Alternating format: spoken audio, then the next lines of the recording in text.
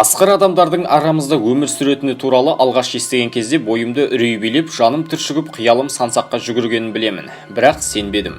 Ол аңыз, ертегі, адамдардың қиялынан туған дүние.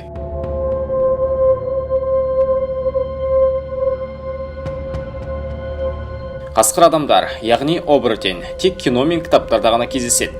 Өзім сүйіп көретін ымыртта фильміндегі қасқырға айналып кететін жігіттің сезімі, ішкі түйсігі, махаббаты, өмір сүру қалпы дәл осы күнге дейін жазушы мен режиссердің қиялында дамыған бейне деп келдім.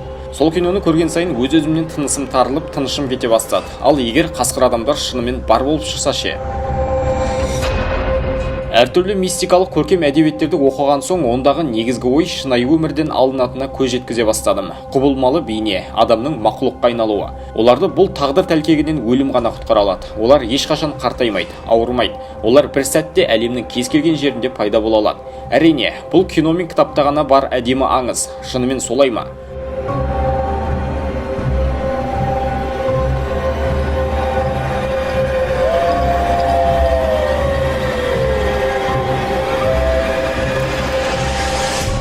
Қасқыр туралы біздің түсінігімізде не бар? Көне түркілер көкбөрінің ұрпақтары дегенді жиі естиміз. Дала тағысы қасқыр ешқашан қолға үйретілмейді. Оларды ешқандай цирктен, адамдардың жанынан кездестіріп көрген жоқпыз. Қасқыр ерекше күштің иесі.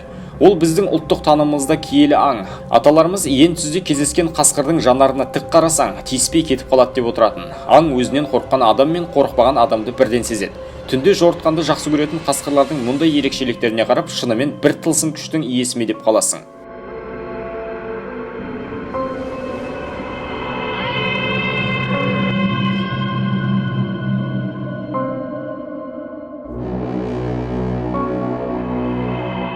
Өмірде болған оқиғаға құрылған жазушы Пьер де Ланкердің 1610 жылы жазылған «Өзгергіштік» атты романында 7 жыл бойы шіркеуде қамауда отырған құбылмалы адам туралы баяндалған.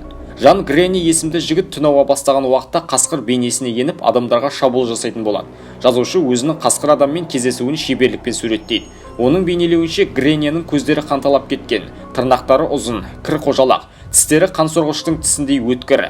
Ланкердің кейіпкері өзінің құбылмалы адам екенін жұрттан жасырмаған.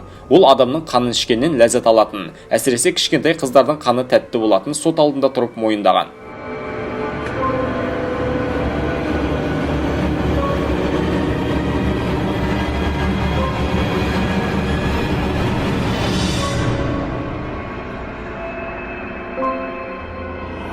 Адам бейнесінің құбылып, аңға айналуы мүмкін екені орта ғасыр жазбаларында жиі кездескенімен, қазіргі кезде бізге бәрі ертегідей. Қайдан білеміз? Бәлкім олардың ұрпақтары бүгінде ортамызда шығар. Тек адамдар ол туралы тіс жармауға уәде беріскен болуы да мүмкін ғой. Біле білсек, адам бойындағы кез келген ерекше қасиет, дарын, қабілет қанмен беріледі. Ұрпақтан ұрпаққа тарайды.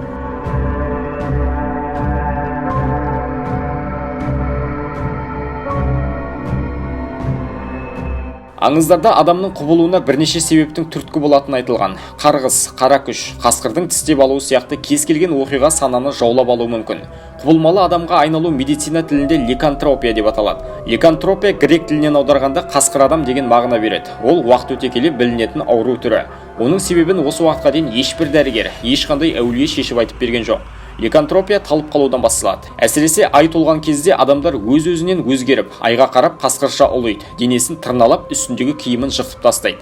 Тырнақтары ұлғайып, тілі ұзарады, беті басын, денесін бір сәтте түк қаптап, дауысы өзгеріп шыға келеді. Тізерлеп отырып алып, жер тырналауы да мүмкін. Қалай болғанда оның қылықтары айуанға ұқсап кетеді. Расымен де, ай толған кезде далаға шығып, айға қарап қасқырша ұлитын, бет бейнесінде өзгерістер пайда болатын жандар біздің елімізде де бар екен. Әрине, мұндай оқиғаның куәсі болған адамдар сөзімізге дәлел бола алмайды. Себебі қорқынышты жағдайды көргендерді көбісі жындыхананың тұрғынына айналып кеткен. Есінен адасқан адамға барып, осындай мақалаға байланысты бір ауыз сөз айтып бер деу тағдырының басқа салғанынан адасып жүрген жанға деген адамгершілік пен аяушылық шегінен асып кетеді.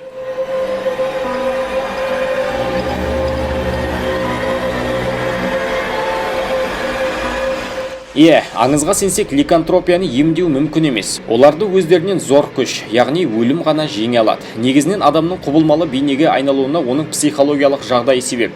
Өмірден баз кешіп, айналасындағылардан көңілі қалған. Жалғыздықтан жапа шеккен жақындарымызды үнемі қолдап жүрмесек, құбылмалық ауруына шалдығуы ғажап емес.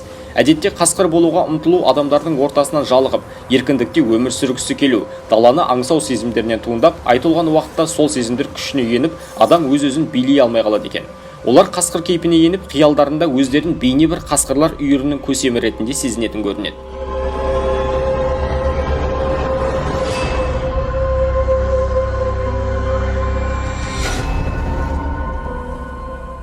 Біз бәрін өткен шақта қарастыруға тиіспіз, себебі саналы түрде алсақ, бүгінгі ұрпақ ешқандай елеске сенбейді, ештеңеден қорықпайды. Олар өткен ғасырлардан жеткен аңыздар мен ертегілердің шындықпен сәйкестігін зерттеу үшін жаралған. Сондықтан кейбірі қасқыр адам қазақтың танымына жат дүние дейтін де шығар. Бірақ қасқырды кие тұтқан, ежелден қасқырдың басын байрағында бейнелеген халықтың ұрпақтары ретінде біз бұған бей-жай қарай алмаймыз.